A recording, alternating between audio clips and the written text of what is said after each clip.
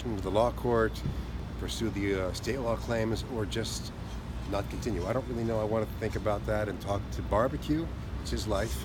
Sometimes 15-year-olds don't really want to get involved in litigation. It may not be their first choice. So, Did he want to get involved with this litigation? I think he felt the unfairness of it deserved to be looked at and determined, yeah. Can you talk, this was the temporary injunction. Yeah. Is there a case behind that you were pursuing as well? Or was this mainly just a timing issue with him having to try out now?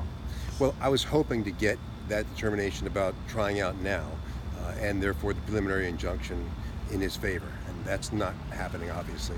There are other claims that still survive, and the question is, do we continue with those, or do we drop the case? I mean, I'd love to hear the facts about how this actually went down. I'd love to know what communication the superintendent had with the principal around the time of the transfer, because I think there must have been conversations.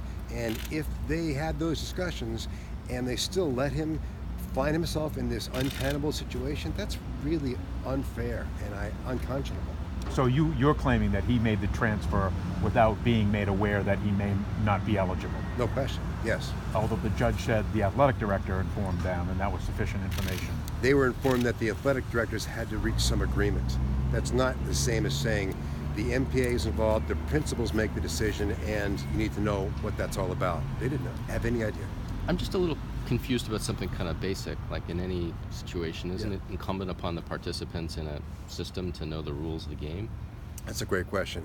I don't know. I've got 4 kids. They were all raised in Yarmouth. I was not aware of this particular rule. I didn't realize that if a student transfers and the superintendent agrees it's in his best interest to do so, that there's a further eligibility determination, and I'm not sure anybody else would know that. If you go to the main DOE website and look this up, the transfer student issue, there's nothing about the MPA's separate eligibility decision. I don't think it's intuitive. I don't think most parents know this. So it's a criticism in some ways of the MPA process? No question. And its accessibility? It's accessibility, the degree to which parents are aware of it or they're notified about it. I think the process is pretty inadequate. What were the reasons why the Yees didn't just continue homeschooling and then play sports in Falmouth, where they would have never run into this situation? Mr. Yee has wanted his son to have the ability, the opportunity to be a full-time student at a high school and have that socialization. You know, he'd been homeschooling him for a long time, but this is a social kid, and I think most people want their kids to have that social aspect of high school, which you don't get as a homeschooled student. I'm confused. I thought in your original complaint that you argued that Mr. Yee determined Barbecue was not prepared to enter a full-time public school situation. He made that determination up until this particular semester.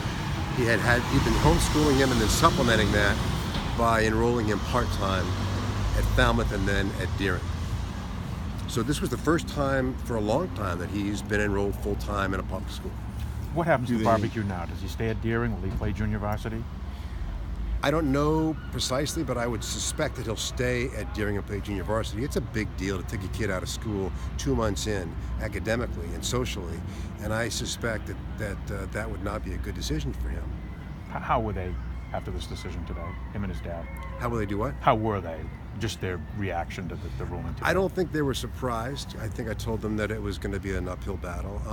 I think they were disappointed and then felt it was unfair, especially some of the things the judge referred to, such as the notification of the ADs from Falmouth and Deering being enough to put them on notice. As I said in the court, you're not buying a used car. It's not as if there's got to be a caveat emptor and you've got to do your due diligence on the buying end.